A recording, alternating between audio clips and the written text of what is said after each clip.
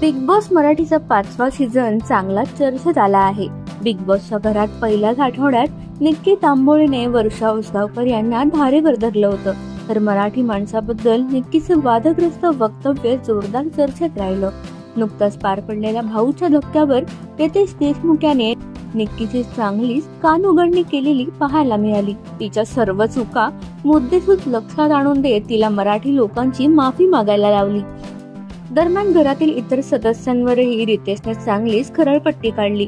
खेळात सहभागी न होणाऱ्या सदस्यांना त्याने अनोख्या शैलीत आठवण करून दिली। काल पुरुषोत्तम पाटील, अंकिता वालावलकर, धनंजय पवार, योगिता चव्हाण या 4 सदस्यांमधून कोणता स्पर्धक बिग बॉसच्या घरातून बाहेर पडणार याबद्दल उत्सुकता निर्माण झाली। त्यापैकी धनंजय पवार, अंकिता वालावलकर आणि योगिता चव्हाण सेफ झाले, तर पुरुषोत्तम दादा पाटील घरातून बाहेर पडले। पहिल्याच आठवड्यात पुरुषोत्तम पाटील बाहेर जाणार यांची प्रेक्षकांनाच नाही तर घरातल्या सदस्यांनाही खात्री होती।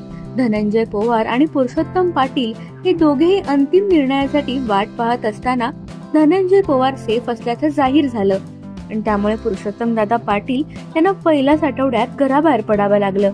घरातील सदस्यांना निरोप देताना पुरुषोत्तम पाटील भावुक झाले, तर घनश्याम सारख्या काही सदस्यांना रडू कोसळलं। बिग बॉसच्या घरात पुरुषोत्तम पाटील आले तेव्हाच ते ट्रोल झाले होते, कारण कीर्तनकार अशा शो मध्ये येणं प्रेक्षकांनाच रुचले नव्हते।